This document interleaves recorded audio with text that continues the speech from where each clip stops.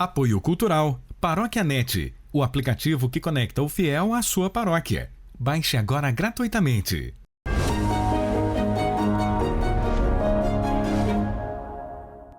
Bispos do Brasil, TV Evangelizar, o programa que dialoga com o episcopado brasileiro.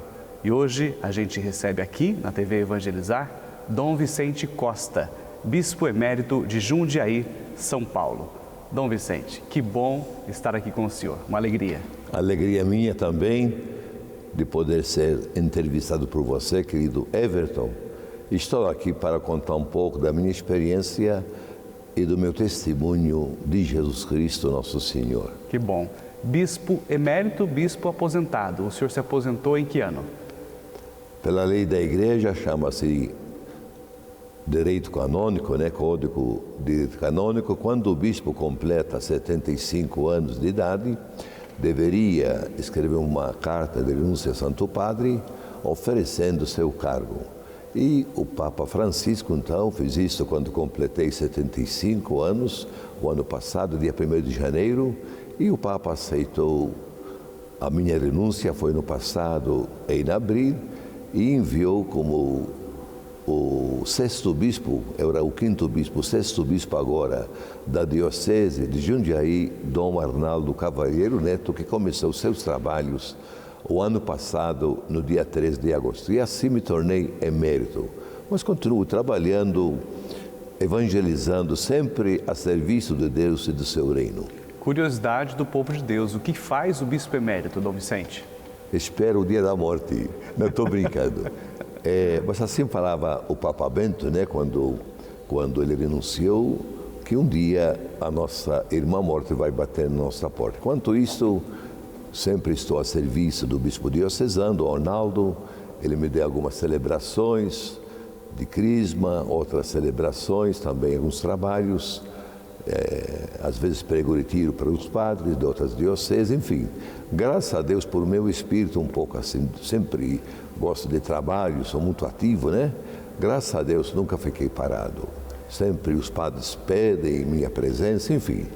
Estou à disposição para aquilo que Deus quer de mim.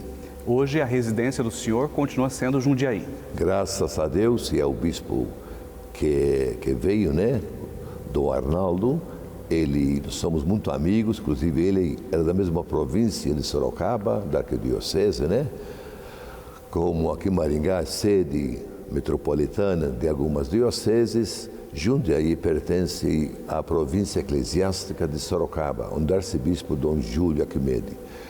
E então o Dom Arnaldo, ele era bispo de Itapeva, então a gente já se conhecia, já se visitava.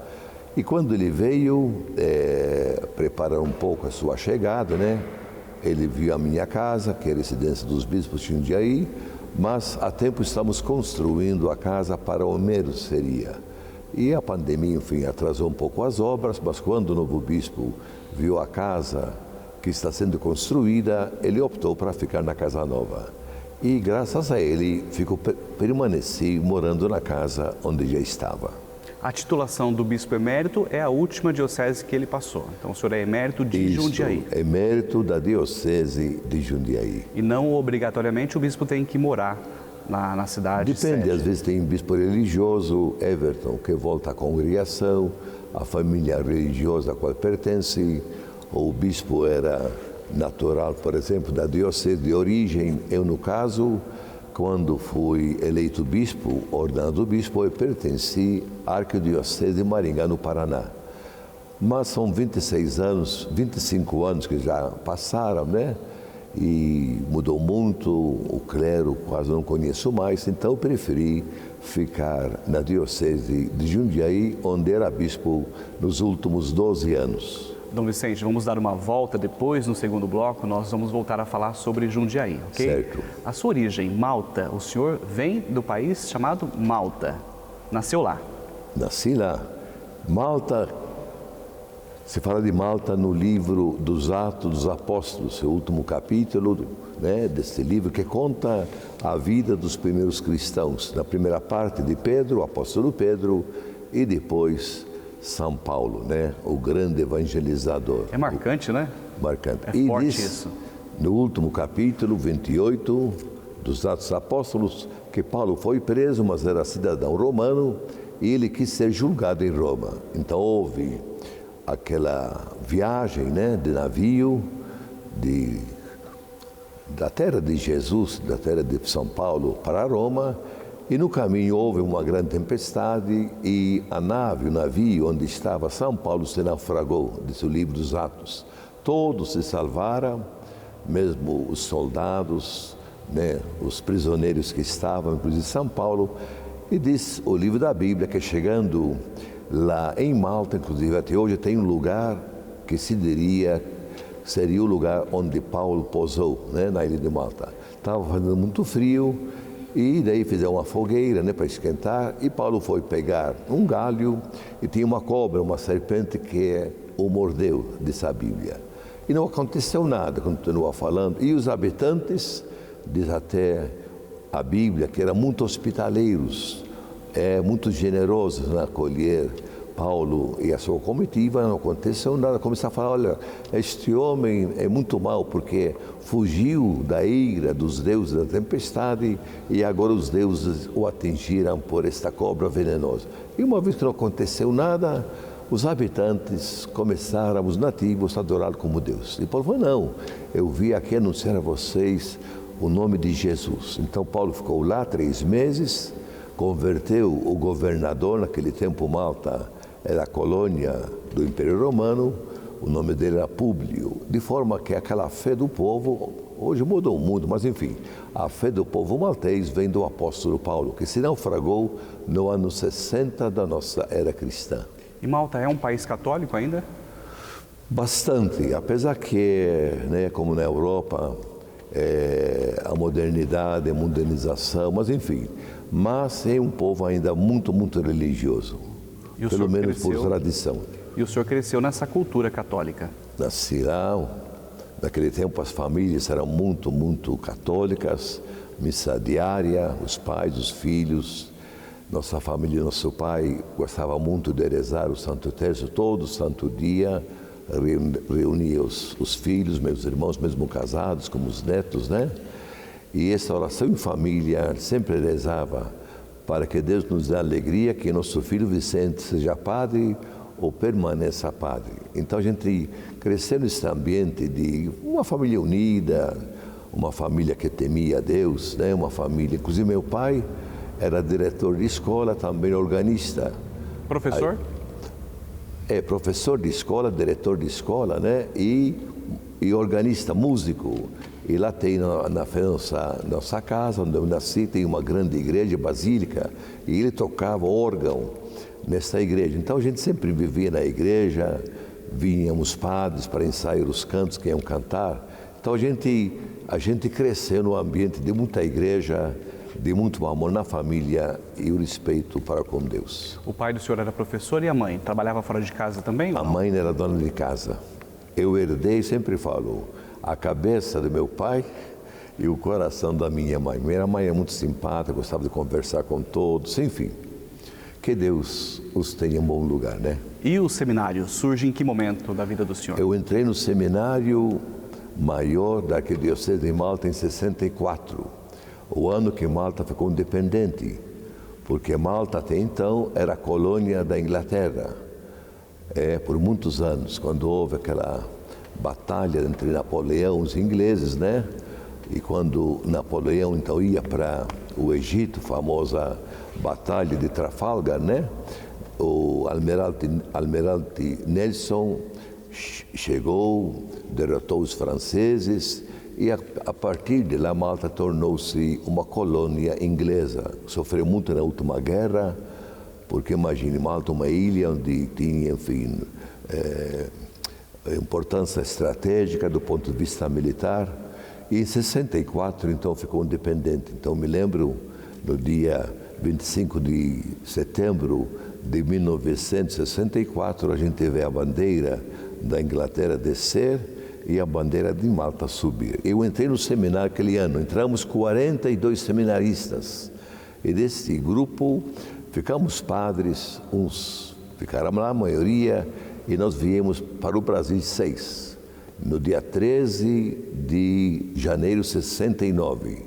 Naquele tempo, Everton mandava já seminarista formado em filosofia e a gente vinha ao prazer fazer teologia, os últimos 4 anos. A grade curricular em Malta era filosofia? Filosofia 4 anos e depois fazia teologia aqui em Curitiba. Isso facilitava muito que quando a gente se tornou padre, já passaram 4 anos, já sabia falar a língua portuguesa, né, brasileira, já a gente se enculturou bastante, de forma que o início como padre ficou muito mais fácil, tendo vivido já antes 4 anos aqui nessa pátria tão amada. Então já tinha um destino. O seminário do senhor, por exemplo, já tinha um destino, Brasil. Brasil. A gente veio para a Arquidiocese de Londrina, onde os padres malteses chegaram no ano 58, mais ou menos. A língua, o senhor falou que fez um estágio de 4 anos, culinária, teve muita dificuldade para se adaptar também? No começo não é fácil, a gente veio com 21 anos, eu falei, viemos em 6, 2 não se adaptaram, voltaram logo. Também as primeiras aulas chegamos em janeiro, dia 1º de março, começaram as aulas de teologia, já uma ciência, uma disciplina nova, tinha que fazer os exames, tinha que escrever. Eu me lembro bem que os primeiros exames, primeiras provas, a gente fez ou italiano ou inglês, que a gente, como maltês, domina bastante, né? Mas, enfim, quem ama a Deus, na verdade, tudo coopera para o bem. E, no fim, a gente vai se adaptando e, graças a Deus, tudo deu certo. E daí vocês saem de Malta como seminaristas diocesanos ou de congregação? Não, diocesanos, fidem donum, né? A gente continuava a pertencer à Arquidiocese de Malta, quase que emprestado à diocese no Brasil, de forma que quando fica doente ou idoso ou quer se aposentar, poderia voltar para Malta. Mas eu, no meu caso, já amei este país e quero ficar aqui até o dia da minha morte. Optei para ser brasileiro até o fim. Que bom. O senhor veio então para Londrina, numa cooperação primeiro para da Diocese Londrina, de Malta. Isso, um acordo, um convênio. Isso. E como é que surge Maringá? Porque depois o senhor foi para Maringá. Isto. Depois, no terceiro teologia, a gente, como outros seminaristas da Arquidiocese de Londrina, achamos melhor passar para Maringá, porque Maringá, naquele tempo, Everton, era a única diocese que tinha a experiência de uma pequena comunidade. Não vivia num seminário muito grande, que era bom também, mas uma pequena comunidade, onde a gente então podia se conhecer mais, viver mais em comunidade, em comunhão. Isso facilitava muito a formação. Então a gente passou para Maringá no início do terceiro ano de teologia.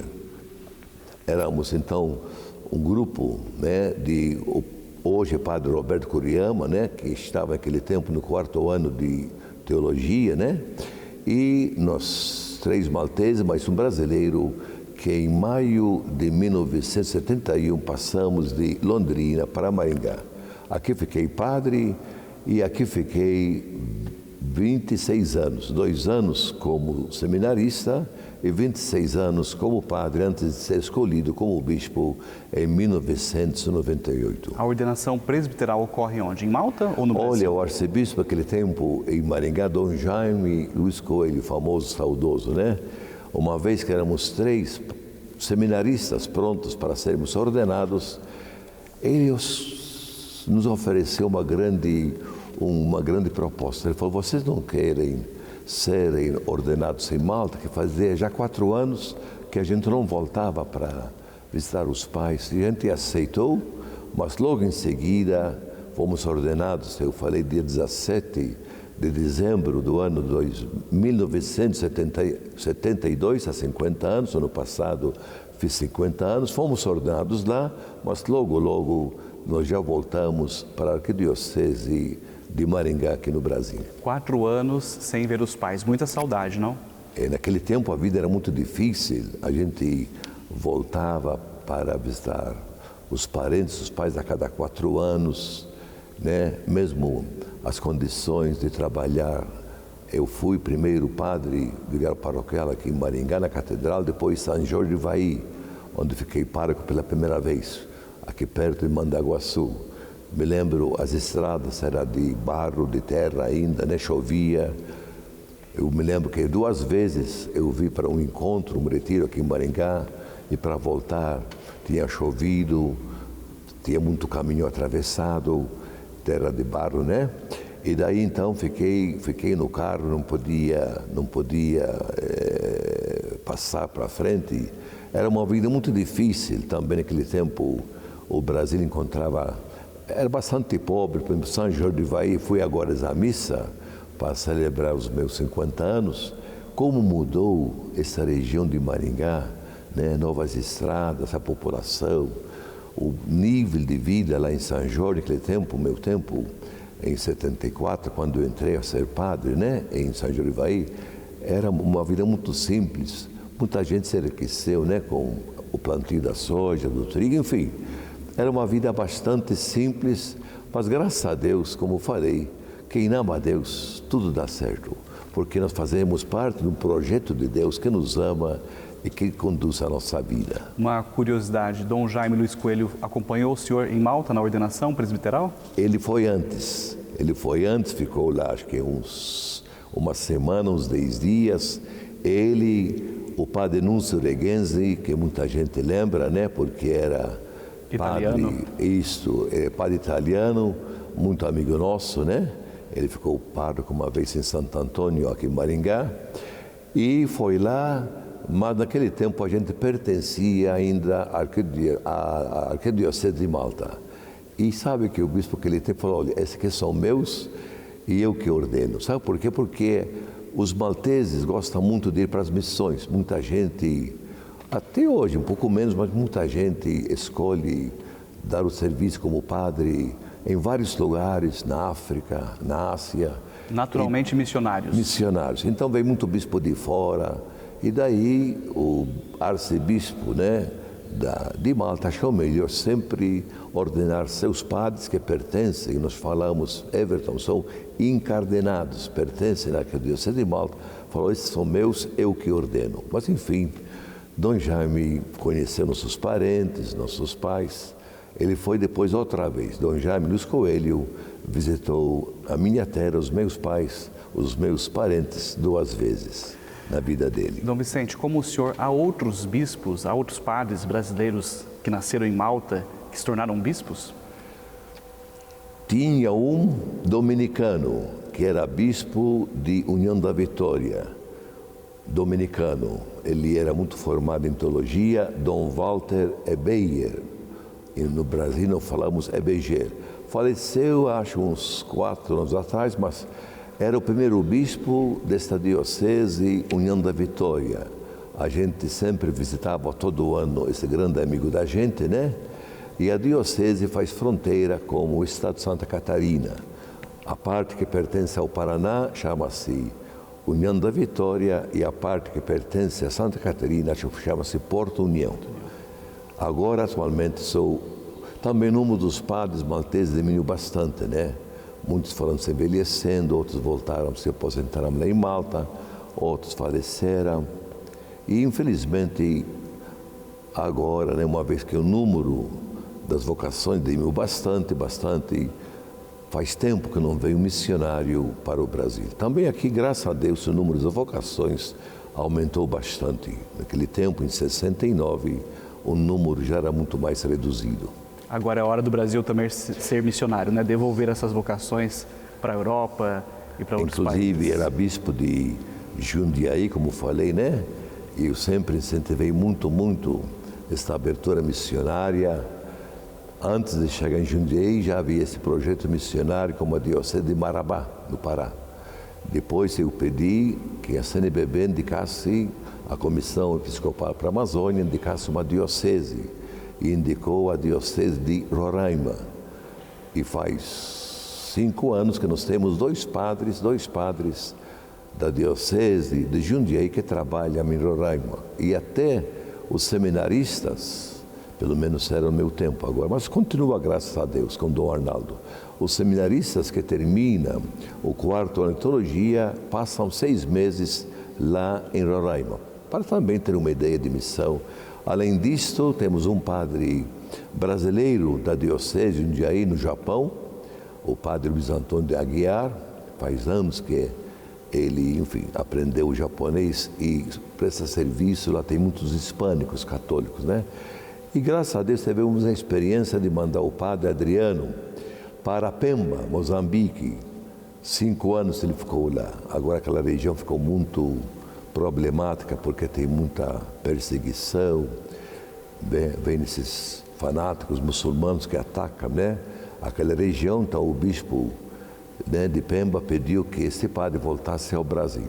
Mas a gente sempre incentivava, que agora sou bispo emérito, incentivava os padres para que cada vez mais possamos, como disse o documento de Puebla, dada a nossa pobreza, pois quanto mais a gente oferecia a Deus para os outros, mais Deus enriquecia a gente. Que bonito, parabéns por isso. Dom Vicente Costa, bispo emérito de Jundiaí, São Paulo, é o nosso entrevistado hoje no programa Bispos do Brasil, aqui pela TV Evangelizar. O que a gente quer é isso, conhecer os nossos bispos, maltês, brasileiro, missionário, Dom Vicente. Vamos para o intervalo, daqui a pouco a gente volta.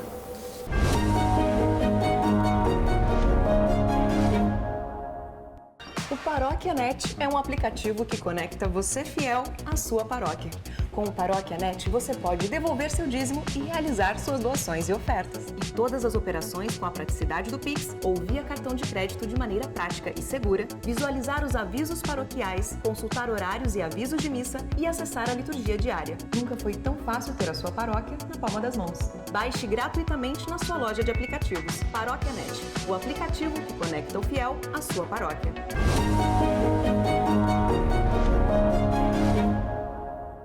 Bispos do Brasil, nosso itinerário de encontro com o episcopado brasileiro. Os nossos bispos são os nossos pastores na igreja no Brasil. Estamos aqui hoje com Dom Vicente Costa, bispo emérito de Jundiaí, São Paulo. O senhor, antes de ser bispo, ser nomeado bispo, foi coordenador de pastoral, fez um amplo trabalho de pastoral nas comunidades por onde o senhor passou. Essa bagagem de coordenação de pastoral faz todo sentido para depois governar uma diocese, não? Muito bem. Governar diria dirigir, né? Tá bom.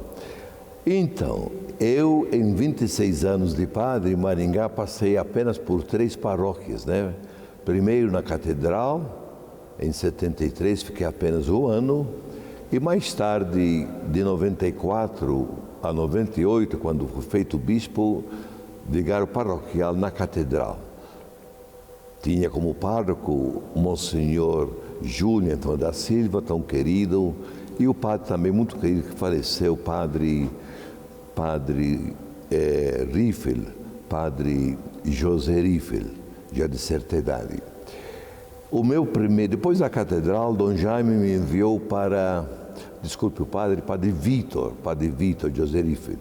Dom Jaime depois me enviou para São Jorge, onde passei lá 4 anos. Olha, meu irmão, amigo Everton e queridos telespectadores do programa Evangelizar, programa Bispos do Brasil. Naquele tempo era a primavera da igreja, o concílio tinha acabado há pouco tempo, havia muito entusiasmo, povo cheio de entusiasmo para viver a fé. E daí em São Jorge Vai, padre novo, recém-ordenado, a gente tinha a alegria de, assim, dar uma nova visão à pastoral, à catequese, né? Os primeiros candidatos ao cursinho de cristandade naquele tempo, os jovens, a gente investia muito na juventude. Depois, em 79, Dom Jaime me enviou como primeiro padre em Sarandi. Era uma região muito pobre, né? Quem conhece Maringá tem, digamos, 2 cidades periféricas, de um lado Paissandu e do outro lado Sarandi. Cheguei em Sarandi, uma igreja muito, muito pequena, mas o povo estava esperando, o primeiro padre vai chegar, vai ser uma nova paróquia. Então havia muito entusiasmo. E com a ajuda de Deus, eu sempre falo, com a luz do Espírito Santo e com a ajuda de muitas pessoas, nós dividimos a paróquia já no começo, né, da sua criação. Foi criada 21 de janeiro, né, de 1979, em comunidades. Então tinha a comunidade do centro, hoje seria a paróquia Nossa Senhora das Graças. Do outro lado do asfalto, Colombo, a paróquia, tinha a comunidade, aliás, Jardim Independência, que hoje tornou-se paróquia São Paulo Apóstolo, e mais para frente, mas do outro lado também da Avenida Colombo, Jardim Panorama, né? Hoje seria Santa Terezinha do Menino Jesus, além de 3 comunidades rurais. E nessas 3 comunidades grandes, a gente fez um trabalho bonito, sabe, Everton, de descentralização. As comunidades eram divididas em setores, pequenas regiões, onde funcionava de verdade uma igreja muito viva. Havia o serviço da catequese em cada setor, serviço da liturgia, da estatística. Eu sabia todo mês, em cada comunidade, quantas pessoas mudaram, vieram de fora, quantas pessoas estavam enfermas para visitar, quantas pessoas precisavam da visita do padre. Enfim, era uma pastoral muito, muito envolvente, muito participativa. Tanto assim que hoje, aquela paróquia da qual fui primeiro padre, hoje são 4 paróquias. 2 seria na igreja, comunidade mãe, Nossa Senhora das Graças, e hoje Nossa Senhora da Esperança. A Independência, a Independência tornou-se a paróquia São Paulo Apóstolo, e Jardim Panorama, Santa Terezinha, o Menino Jesus. E depois dessa passagem em Sarandi, Dom James Coelho me escolheu, me pediu para coordenar a pastoral da diocese. Então toda aquela experiência que em Sarandi, eu pude assim partilhar com os padres, tentava fazer um trabalho pastoral, né? Porque é um projeto que deu certo lá em Sarandi. Isso, a gente investia muito, muito na evangelização, nos grupos de reflexão, casais que se encontravam, vizinhos que se encontravam cada 15 dias, cada semana, para ler e refletir sobre a Bíblia. Investia muito nos encontros dos jovens, muitos encontros dos jovens, né?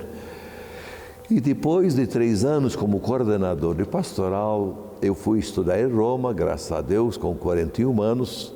Eu fui primeiro para ser apenas aluno ouvinte, só ficar ouvinte lá, né, na Gregoriana Universidade. Eu vi que mestrado, foi fazer mestrado já ou não? Primeiro para ser ouvinte, mas depois eu sabia muito o inglês e o italiano. Quem sabe o inglês, o mundo abre-se para ele, né? Enfim, aí fiz mestrado, 2 anos, e pedi para Dom Jaime, fiz também mais 2 anos o doutorado. Eu pesquisei sobre o Evangelho de São João, sobre a comunidade joanina que produziu, que enfim, enriqueceu o mundo como o Evangelho de São João e as 3 cartas de São João. Aí voltei, Dom Jaime estava esperando a gente voltar para reassumir novamente a coordenação de pastoral, mais 3 anos, e pelas necessidades, uma vez que era formado, comecei a lecionar teologia no seminário em Londrina e também em Cascavel, onde naquele tempo Sintec, os seminaristas de Maringá, da Arquidiocese, estudavam em Cascavel. Então era uma correria muito grande, era vigário paroquial na catedral, com o padre Monsenhor Júlio e padre Victor, né? Segunda, e depois voltava sexta, sábado, domingo na catedral, segunda, quarta em Cascavel, quinta, sexta em Londrina. Eu vivi assim de 91 até 98, até ser bispo. Mas mais uma vez, era jovem, gostava de lecionar, meu pai era diretor de escola, eu falei, e também de trabalhar como povo na catedral. Agora, muito bonito esse caminho que o senhor percorreu, né? De primeiro cuidar das comunidades de periferia, viver com o povo de Deus, e depois foi estudar em Roma. Verdade. Muitas vezes acontece de que o padre recém-ordenado vai fazer um estudo na Europa, volta, e muitas vezes não se encaixa ali na rotina pastoral. Você é muito inteligente, Everton, e muito perspicaz. Inclusive lá também em Jundiaí, onde era bispo diocesano, eu sempre investi, quer dizer, a diocese sempre investiu na formação. Sempre tivemos lá nos últimos anos, ainda tem 1 ou 2 que estudam fora do país, principalmente em Roma. Atualmente temos um padre, como também na Espanha. Temos um padre que faz moral. Mas, como você disse, a gente sempre optou para mandar o padre, pelo menos após 5 anos de vida pastoral. Porque essa experiência que eu tive como padre na pastoral, e depois vai estudar, isto enriquece muito, muito o padre para poder fazer do estudo, da ciência, uma união com a vida, com a pastoral, que nós somos pastores, que o estudo tem uma dimensão pastoral, para poder unir, como o Papa São João Paulo II falava, né? A ciência, a razão e a fé. A fé e a razão. E o senhor veio de Malta para Londrina, depois veio para a Diocese de Maringá, mas a primeira diocese que o senhor foi trabalhar como bispo foi Londrina. Primeiro auxiliar de Londrina, voltei, eu falei que fiz essa troca de Londrina para Maringá em 73. Em 98, não sou muito bem de matemática, faça a conta, em 98 eu voltei para ser bispo auxiliar. Naquele tempo havia um grande arcebispo em Londrina, Dom Albano Cavalim Bortolotto. Era o bispo famoso no Brasil como bispo da catequese. A CNBB, a Conferência Nacional dos Bispos do Brasil, produziu um grandíssimo documento que renovou toda a catequese. A maneira de viver a catequese, a sua metodologia, seu conteúdo, né? Priorizar não as crianças, mas os adultos, o famoso documento Catequese Renovada. E eu tive a alegria de conviver 4 anos com Dom Albano. Aprendi muito, muito dele. Eu sempre falo, Everton, queridos, né? Telespectadores desse programa, né? Conhecendo os bispos do Brasil, sempre falo que, como Dom Albano em Londrina, durante 4 anos, eu fiz meu noviciado para ser bispo. Aprendi a ser bispo com Dom Albano Cavalim. Como religioso faz tempo de noviciado, antes de tornar-se, né, um religioso. Depois de 4 anos, com Dom Albano em Londrina, eu fui para Umuarama para ser o segundo bispo. O primeiro foi Dom José Maria Maimone. Eu chamava ele de pai fundador, foi ele que iniciou a diocese de Umuarama. Tive a graça de entrevistar Dom Maimone, inclusive foi o bispo que me crismou. Olha. E o senhor pegou uma diocese também que tinha uma característica pastoral muito forte, muito bem forte, definida. Porque os padres franceses tinham passado naquela região e havia muito o trabalho das SEBs, das comunidades eclesiais de base, até hoje ainda. E daí fui ser o segundo bispo diocesano de Umuarama, inclusive este ano, me parece, 17 de setembro, fui convidado. A diocese de Umuarama vai fazer 50 anos de sua criação, foi criada em 73. E depois de 7 anos, bispo de Umuarama, o Papa me transferiu, o Papa Bento, para Jundiaí, onde assumi, comecei o trabalho em março de 2010. Lá era o 5º bispo de Jundiaí. Jundiaí é uma realidade bem diferente também, uma cidade muito desenvolvida culturalmente, mas tem uma periferia também com as suas realidades como todo o Brasil. Jundiaí é uma região próspera, que tem muita indústria, aquela região, né? Limeira, Campinas, enfim, né? Piracicaba. E realmente lá se respira a atmosfera, o ar da grande metrópole de São Paulo. Inclusive, muita gente prefere trabalhar em São Paulo e mora na diocese de Jundiaí, principalmente Santana de Parnaíba, né, que é bem próxima, né, da cidade, da metrópole de São Paulo, ou, por exemplo, Itu, enfim, moramos em condomínios, mas preferem morar em Jundiaí e todo dia enfrentar o trânsito para ir trabalhar em São Paulo. Mas também lá tem a parte agrícola, onde se produz muita uva, muita fruta. Lá, aquela região de Jundiaí, tem muitos italianos, colonos italianos descendentes. Então ela tem muito vinho, viu? Se puder um dia passar lá e oferecer para você um bom vinho, um bom jantar no restaurante. Mas também tem a parte de periferia, aquela região de Cajamar, enfim, Várzea Paulista, Campolim Paulista. São 3 realidades, a parte de cidade, a parte agrícola e a parte de periferia. Mas é uma região muito boa, né? Uma religião muito religiosa, uma religião, como falei também veio muita gente do Nordeste, gente muito querida, também descendentes italianos, que aprecia muito, valoriza muito a religiosidade, o culto aos santos, as procissões, também os movimentos. Por exemplo, lá muito forte, aqui em Maringá, muito o caminho neocatecumenal, que aqueles adultos, jovens, casais, que privilegiam muito a leitura da Bíblia, o estudo da Bíblia, a liturgia, enfim. Dom Vicente, o senhor não tem mais governo, não governa mais a diocese e tem uma vasta experiência passando por tantas realidades diferentes.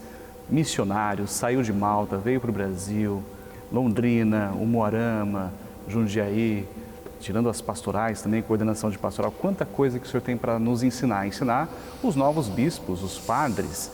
E agora, sem governar a diocese, o senhor tem mais liberdade de fala também, Gostaria de ouvir o senhor, diante de tanta experiência, o que o senhor diria para o povo de Deus, mais especialmente para os seminaristas, para os padres e para os novos bispos? O que hoje um homem como o senhor pode dizer para esta igreja que está aí nesta realidade tão desafiadora como a nossa? Olha, Everton, queridos amigos, desse programa, conhecer os bispos da TV Evangelizar, amemos a igreja. A igreja é feita de homens, mulheres, pessoas fracas, limitadas, pessoas pecadoras, mas na igreja é o que é pela presença de Deus. É Deus que dirige a igreja através do Espírito Santo. É o Espírito que renova, que sopra coisas novas. Eu tinha alegria, eu falei, querido Everton, de entrar no seminário em 1964, quando estava acontecendo em Roma o grande evento que mudou, que revolucionou a igreja, o Concílio Vaticano II, de 1962 a 1965. E lá no seminário tinha a alegria de ter um padre jesuíta como diretor espiritual, que reunia todos nós seminaristas, éramos um grupo grande de 120 seminaristas, e toda semana ele comunicava para nós, ele nos ensinava, nos falava sobre os documentos que o concílio estava publicando, editando, a partir de muita reflexão. Então a gente cresceu recebendo essa grande formação do Concílio Vaticano II, uma igreja a serviço do reino de Deus, uma igreja povo de Deus, uma igreja onde a hierarquia, autoridade e serviço.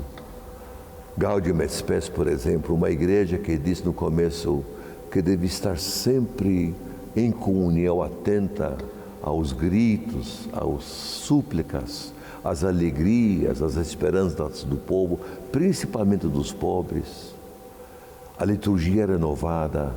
Enfim, esta igreja que eu amo, para esta igreja me tornei padre, ainda mais que agora o Papa Francisco, com a graça de Deus, está querendo voltar àquela igreja das origens, uma igreja que ele fala muito em sinodal, sino-odos, caminhar juntos. A igreja precisa ser povo que caminha, nós pastores precisamos ouvir mais, conhecer mais o povo, sermos mais sensíveis para discernir, detectar os sinais dos tempos, o que Deus quer, de que maneira podemos evangelizar nesse tempo de mudança, o Papa fala muito de mundanização, apesar que o mundo tem tantas, dimensões erradas, contrárias ao Evangelho, mas há muita coisa boa. E o reino de Deus está a serviço, aliás, a igreja está a serviço do reino de Deus. Então digo aos meus colegas padres, talvez os mais novos, procuremos sempre viver essa alegria que o concílio nos trouxe. Que os seminaristas procurem se formar na teologia. Eu amo estudar, agora como emérito vou ter tempo de ler mais, estudar. Então procurar sempre conhecer mais a Bíblia, fazer da Bíblia livro de oração, leitura orante da Bíblia, conhecer, ter esta sede. Dom Albano falava, sermos pessoas ensopadas pela palavra do magistério. O que o Papa fala? O que os nossos bispos, a CNBB fala? O que o regional fala aqui no Paraná? Nós temos um regional muito forte, muito unido. Em São Paulo, né? São Também. Paulo, Regional Sul.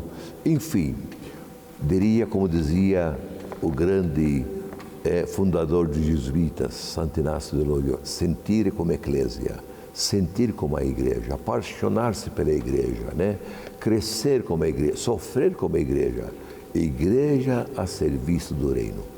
Então, desejo sinceramente, né, que continuemos.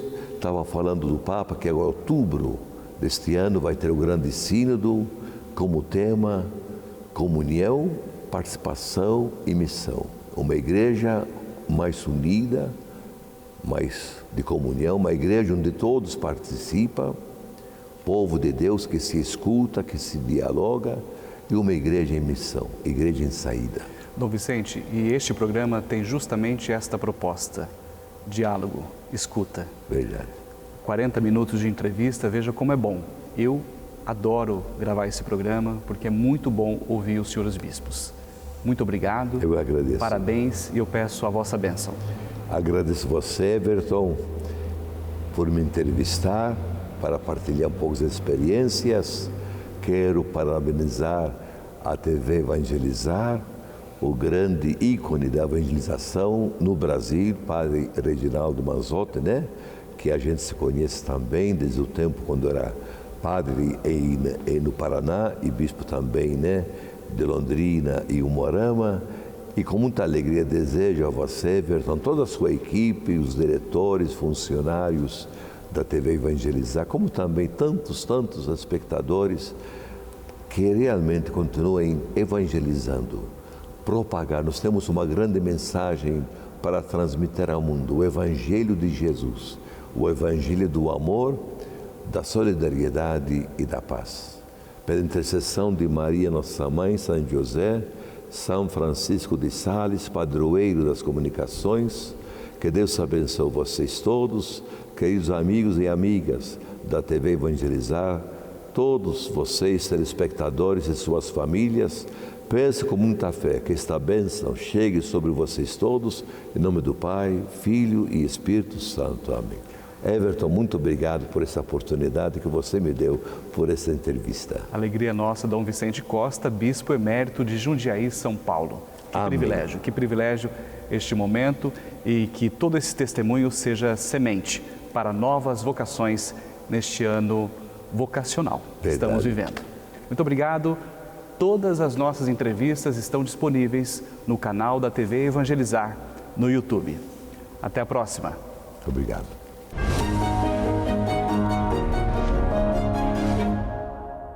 Apoio Cultural Paróquia Net, o aplicativo que conecta o fiel à sua paróquia. Baixe agora gratuitamente. O Paróquia Net é um aplicativo que conecta você fiel à sua paróquia. Com o Paróquia Net, você pode devolver seu dízimo e realizar suas doações e ofertas. E todas as operações com a praticidade do Pix ou via cartão de crédito de maneira prática e segura, visualizar os avisos paroquiais, consultar horários e avisos de missa e acessar a liturgia diária. Nunca foi tão fácil ter a sua paróquia na palma das mãos. Baixe gratuitamente na sua loja de aplicativos. Paróquia Net, o aplicativo que conecta o fiel à sua paróquia.